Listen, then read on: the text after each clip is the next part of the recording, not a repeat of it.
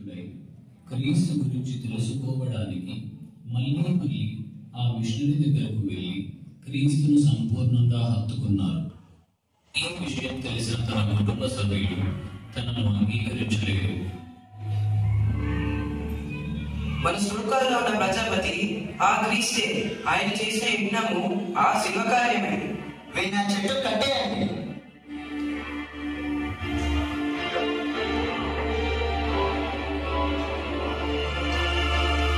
నువ్వు ఇలాంటి క్రీస్తు క్రీస్తు అంటే ఇంట్లో ఉండడానికి వెళ్ళలేదు. మన ఆస్తిలో నీకు ఏ భాగము లేదు. ఓ ఇక్కడి నుంచి. అలా క్రీస్తును అంగీకరించిన వీరాస్వామి గారు తన భార్యతో కలిసి కుటుంబానికి దూరమై తనకు చెందిన గొప్ప ఆస్తులను మొదలుకున్నారు. ఆ తర్వాత క్రీస్తును సేవిస్తూ ప్రసంగికులయ్యారు. వీరి ఆఖరి సంతానం డానియేల్ గారు. వారు దానియేలును భక్తి మార్గంలో పెంచదలిచిరి గాని అతడు బహు తొందరవాడైనందున ప్రార్థన తప్ప వేరొక మార్గం లేదని ప్రభువును గట్టిగా వేడుకున్నారు.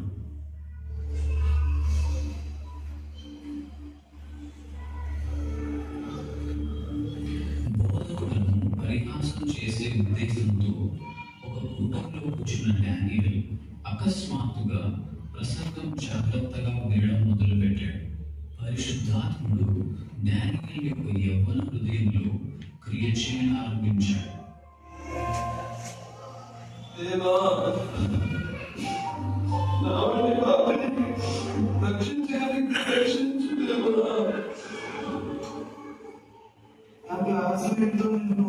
తనని ఎంతో బాధ పెట్టాను. మా అక్క డబ్బులు తనకు తెలియకుండా దొంగతనం చేసింది. వెళ్ళి వారికి క్షమాపణ చెప్పాలి. ఎవరికి కీడు చేశారో, ఎవరితో పోట్లాడారో వారి దగ్గరికి వెళ్ళి మోకాళ్ళపై పడి వారిని క్షమాపణ వేడారు. అక్క, నేను ఈ డబ్బులు అన్యాయంగా తీసుకున్నాను. నన్ను దయచేసి క్షమించు. ఇదిగో నీ డబ్బు, దయచేసి తీసుకో.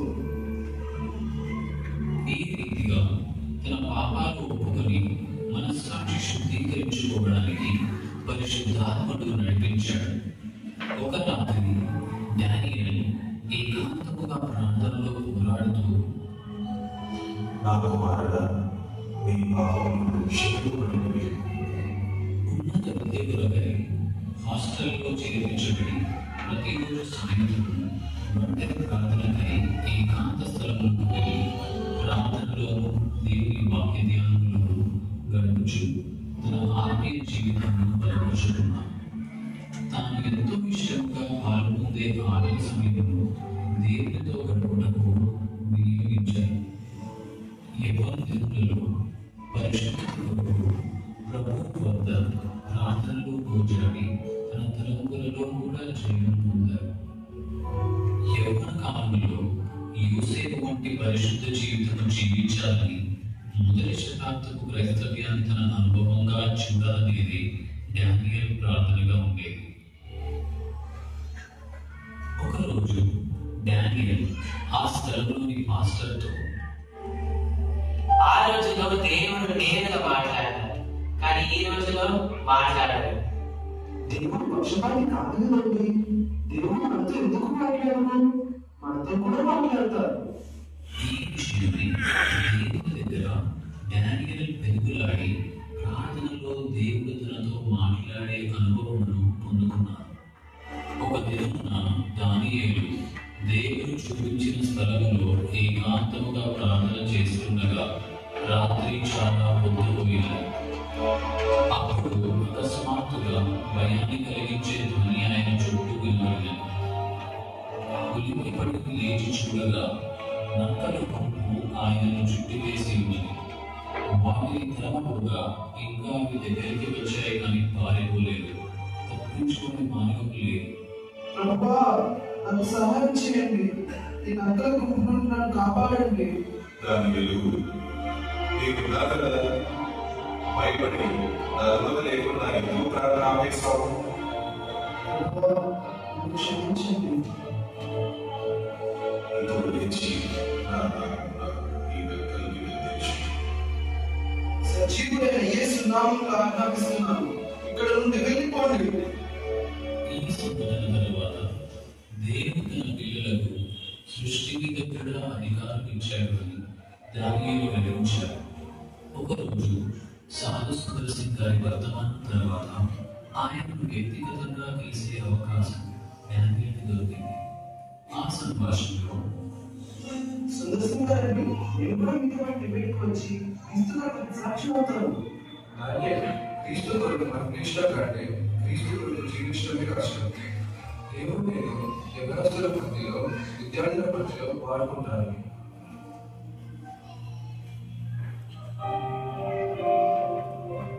యేసయ్యా, నా జీవితంలో మీ చిత్తమేంటో బయలుపరచు దేవా. సమస్తము విడిచి నన్ను వెంబడించు. దేవుని సేవా పిలుపును నిర్ధారించుకున్న తరువాత తమ ఉద్యోగము రాజీనామా చేసి భార్యా పిల్లలతో జూలై 15, 1935 సంవత్సరంలో మద్రాసు వెళ్లి సేవను ప్రారంభించారు. దానియేలు గారి సేవ ఆరంభంలో గంట కొట్టినప్పుడు ఒక్క యవనస్తుడు మాత్రమే వచ్చి కూర్చునేవాడు. ఆ ఒక్క వ్యక్తికి దానియేలు గారు ఎంతో శ్రద్ధతో దేవుని యొక్క వాక్యము బోధించేవారు. ప్రభువా, నేను టీచర్గా ఉన్నప్పుడు హాల్ నిండా ఉన్న విద్యార్థులకు వాక్యం బోధించేవాడిని. కానీ నేను పూర్తికాల సేవకు వచ్చింది ఈ ఒక్క యువకుని కోసమేనా? నీవు లేచి ఏషియా 60వ అధ్యాయము 22వ వచనం చదువు. ఆదిలో ఒక్కలేని వాడు 1000 ఎన్నిక లేని వాడు బలమైన జనముడు. యెహోవా నాకు నేను తగిన కాలమున ఈ కార్యములు తలపెట్టదను. ఈ గొప్ప వాగ్దానం బట్టి వందనములు దేవా. అలా దేవుడు దానియేలును ప్రోత్సహించి ఉజ్జీవ సేవలో బలంగా వాడుకోవడం మొదలుపెట్టారు. అప్పటికే 15 ఏళ్ల వయసు వచ్చిన తమ పెద్ద కుమారుడైన జోషువా డానియేలు మారుమనసు పొందాలని డానియేలు దంపతుల భారమైంది. నేను ఎప్పుడు వేషధారిగా లేను, ఎప్పటికీ ఉండకూడదు కూడా. ఇంట్లో నా సొంత కుమారుడే మారుమనసు పొందకపోతే నేను ఇతరుల పిల్లలకు వాక్యం ఎట్లా బోధించగలను? ఒక వేషధారిగా ఉండడం కంటే తిరిగి నా టీచర్ వృత్తికి వెళ్ళిపోవడమే వేరు. నీ చిన్న చెల్లెలు త్వరలోనే దేవుని కొరకు సాక్ష్యం ఇస్తుంది. మరి నీ సంగతి ఏంటి? నువ్వు వెనకబడ్డావే, సిగ్గుతో నువ్వు దాక్కోవడానికి స్థలం కూడా ఉండదే. నేను పుట్టానికి వెళ్తున్నాను. నేను తిరిగి వచ్చేలోపు దేవుడు నీతో మాట్లాడతాను. దేవా, నేను మమ్మీ డాడీకి ఎన్నో అబద్ధాలు చెప్పాను దేవా. టైలర్కి ఇవ్వాల్సిన డబ్బులు ఇవ్వకుండా మోసం చేశాను దేవా. రహస్యంగా ఎన్నో పుస్తకాలు చదివి ఆ తలంపులను పాడు చేసుకున్నాను దేవా. నా స్నేహితుల మధ్య మంచి వాడిగా నటించాను దేవా. నా క్లాస్మేట్స్ తో ఎంతో గొడవ పడ్డాను దేవా. నాకు గర్వం ఉంది ప్రభా. ద్వేష స్వభావం ఉన్నాయి. నన్ను క్షమించు ప్రభువా.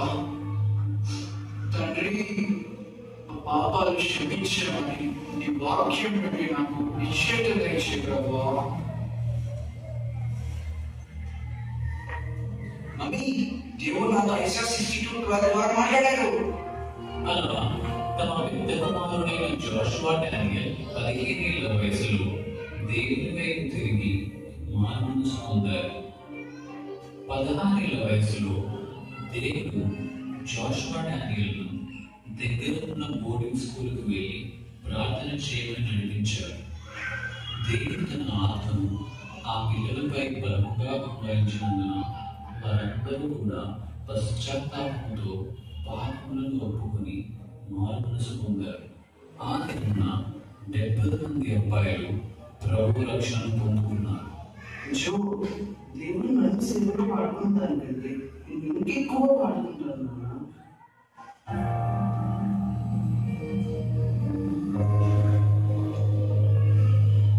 బాయ్స్, మనం ప్రతిరోజు సాయంత్రం 7 o'clock కలిసి ప్రార్థిద్దాం. ముందు ఒక 30 minutes సెలబ్రేట్ చేసుకుని సిద్ధపడదాం. ఆ తర్వాత కలిసి ప్రార్థిద్దాం. ఓకే జో? ఆఫీస్ పరంగా నేను నేరుగా ఇక్కడికి వస్తాను. అన్ని విషయాల గురించి కాకుండా మొట్టమొదటిగా మన మధ్యలో ఏక ఆత్మ ఏక మనస్సు వరకు ప్రార్థించమని దేవుడు నడిపిస్తున్నాడు. అలాగే చేద్దాం చూడు. ఆ రీతిగా వారు ప్రతిరోజు ప్రార్థించారు. ప్రతి చిన్న విషయంలో దేవుని చిత్తంపై ఆధారపడడం అనేది వారి జీవిత నియమముగా చేసుకొని అనేక ప్రార్థనా ఫలాలను ఆనందించారు. ఎవరైనా అనారోగ్యంతో బాధపడుతుంటే యవనస్తుడైన జో ప్రార్థించినప్పుడు వెంటనే దేవుడు వారిని స్వస్థపరిచేవారు. డానియల్ గారు తన వ్యక్తిగత మరియు సేవా అవసరముల కొరకు ఎవరి మీద ఆధారపడకుండా విశ్వాసంతో దేవునిపై ఆధారపడి అనేకులను దేవునిలో లోతుగా నడిపించి 1963 సంవత్సరంలో తాను ప్రభువు సన్నిధిని చేరారు. ఆ తరువాత తన పెద్ద కుమారుడైన జాషువా డానియల్ గారు సేవ కొనసాగించారు. దోపిడీ దొంగలకు పేరుగాంచిన స్టూవర్ట్ పురంలో జరిగిన ఒక యథార్థ సంఘటన.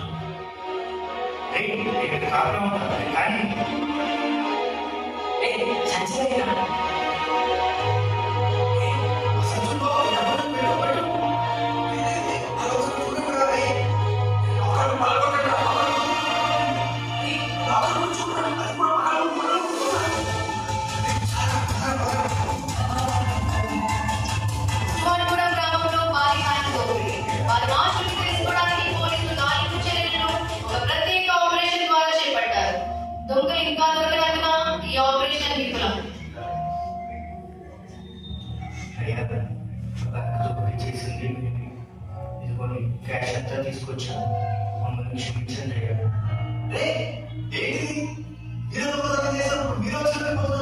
అసలు ఏం జరుగుతుంది కదా? భాషతో దోపిడీ చేశాను. అయితే కొద్ది దినాల క్రితం స్టోర్ పొలం జరిగిన ఎన్లీఫ్ కూటాల్లో దేవుని వాక్యం జోషువా డానియల్ గారితో వాడుకున్నాను. అతిక్రమం దాచిపెట్టేవాడు వారు తెలియదు, వాటిని ఒప్పుకొని విడిచిపెట్టేవాడు కనికరం పొందినని చెప్పారు. మేము చేసింది ఘోర పాపమని దేవుడి ఆత్మ మమ్మల్ని గుర్తించింది. అందుకే దోచుకున్నదంతా తీసుకొచ్చేసాము. ఆ రీతిగా తీవ్రమైన పోలీసుల లాఠీ దెబ్బలకు కూడా లొంగని అనేక మంది దొంగలు దేవుని ఆత్మ కార్యం ద్వారా మార్చబడి దేవుని సేవకులయ్యారు. గ్రామంలోని పోలీసు వారి ఆపోజిషన్ ఎత్తివేశారు. ఇలా దక్షిణ భారతదేశంలోని అనేక ప్రాంతాలలో గొప్ప ఉద్యమం జాషువా డానియల్ గారి సేవలో కొనసాగింది. అంతేకాకుండా America, Canada, London, Germany, France, Africa, Australia, Malaysia, Singapore, Thailand ఇంకా అనేక ప్రాంతాలలో దేవుని చేత ఎంతో బలంగా వాడబడ్డాయి. తన తండ్రి అయిన డానియల్ గారు తనకు ఆస్తులను, డబ్బును స్వాస్థ్యంగా ఇవ్వలేదు, కానీ దేవుని వాగ్దానములను స్వాస్థ్యంగా ఇచ్చినందున ఆ వాగ్దానములను స్వతంత్రించుకున్న ద్వారానే ఈ సేవ కొనసాగుతున్నట్లు చెప్పేవారు. నాకు 1000 కోట్లు ఇచ్చినను నా కుటుంబం వదిలి వెళ్ళను, కానీ దేవుని రాజ్యం కొరకు విడిచి వెళ్తున్నాను అని చెప్పేవారు. ఆయన జీవితం చివరిలో క్రీస్తు నా కొరకు సిలువలో చేసిన దానితో పోలిస్తే నేను ఆయన కొరకు చేసింది స్వల్పమే అని చెప్పారు. క్రీస్తు కొరకు అలుపెరగని పోరాటం పోరాడి చివరికి 2014 సంవత్సరం అక్టోబర్లో 18వ తారీఖున ప్రభువు సన్నిధిని చేరారు. దేవుడు వారికి ఇచ్చిన ప్రథమ కుమారుడైన జాన్ డానియల్ గారు ప్రస్తుతం పరిచర్యను కొనసాగిస్తున్నారు. God has been faithful to His promises with the new Daniel and with the Joshua Daniel, and is now enabling the furtherance of the gospel through the fellowship under the leadership of Brother John Daniel. New advances to start the ministry have been made in the recent years in Burma, Darjeeling, Chiro, Anandala, Durgapur, Aram, and in the Amazon forest. New telecasts have been started in Nagaland, Manipur, Venezuela, and Sri Lanka. On the literature front, several of our books have been published in 15 different languages. Our hospital in Anantnag, in Kashmir, and hospital clinics in 12 places, including the Beulah province, continue to One patient in the Sundarban's medical clinic said, I have gone to many doctors, but I was not in places around the world. So, my dear people, కాబట్టి ప్రియమైన వాళ్ళారా, you have a great opportunity. మీకు ఎంతో గొప్ప అవకాశం ఉన్నది. My opportunity is almost over. నాకు ఇవ్వని అవకాశం, నా యొక్క తరుణములు దాదాపు అయిపోయినట్టుగా భావిస్తున్నాను. చూడండి, Some of you are going to have many years to live. మీరు 10 మందికి జీవించడానికి అనేకమైన సంవత్సరాలు ఉన్నాయి. Are you going to live for Jesus? కొరకు జీవించుకుంటున్నారా? Are you going to live for the one who died for you? మీ కొరకు చనిపోయిన క్రీస్తు ప్రభు కొరకు మీరు జీవించబోతున్నారా? Are you going to live for truth? సత్యం కొరకు జీవించబోతున్నారా? Are you going to live for righteousness? నీతి కొరకు జీవించబోతున్నారా? My dear people, ప్రియమైన వాళ్ళారా, when you say you're a Christian, నేను క్రైస్తవుని